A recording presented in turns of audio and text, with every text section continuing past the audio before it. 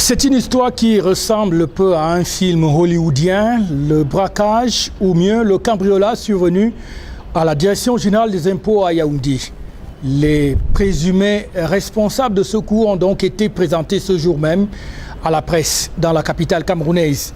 Il s'agit d'un jeune homme, la trentaine à peine sonnée, qui tout seul a réussi l'exploit de cambrioler pas moins de 10 étages de ce nouveau bâtiment flambant neuf de la Direction générale des impôts.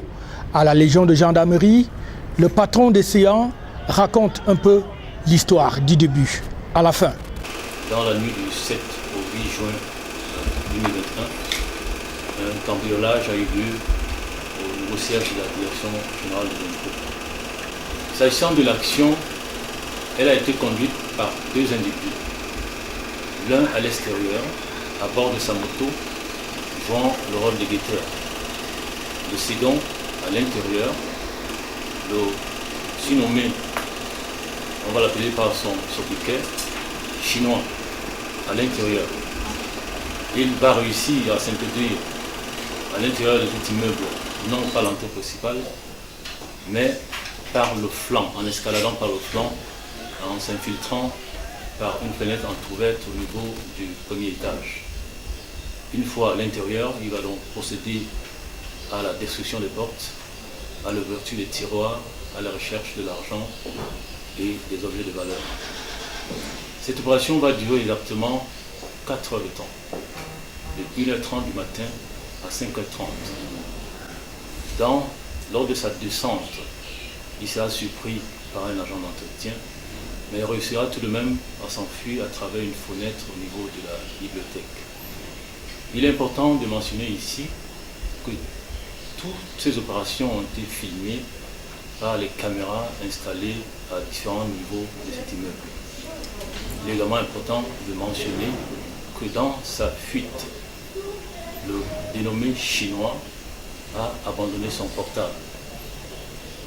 Une fois le cambriolage opéré, il a réussi à se procurer une nouvelle puce. J'insiste ici, une nouvelle puce sans pièce d'identité, 2 heures après la commission de cette infraction.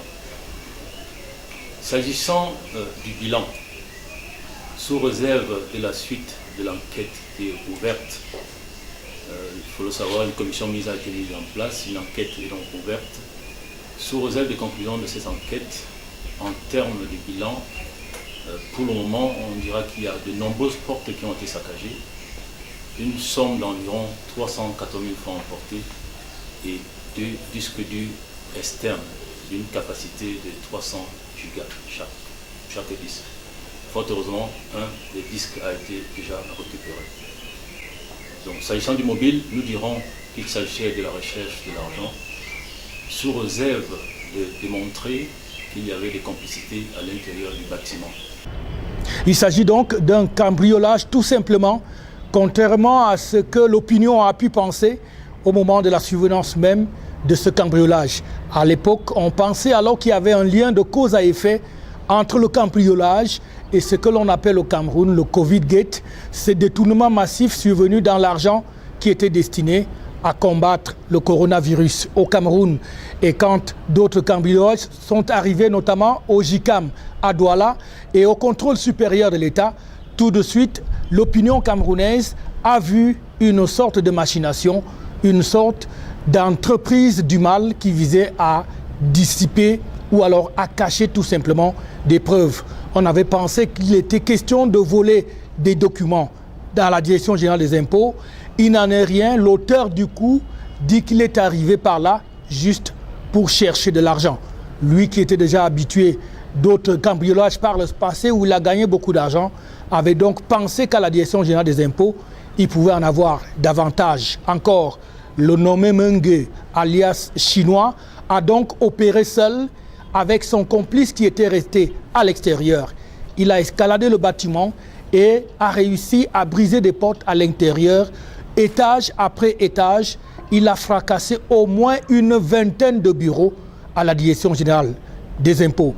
Il a été présenté au procureur qui a assisté à la reconstitution des faits et la suite va donc suivre avec notamment les procédures engagées, avec l'enquête qui se poursuit, car sur les 2 disques durs qui ont été emportés, un seul a été retrouvé au niveau de l'avenue Kennedy en train de télécharger des musiques.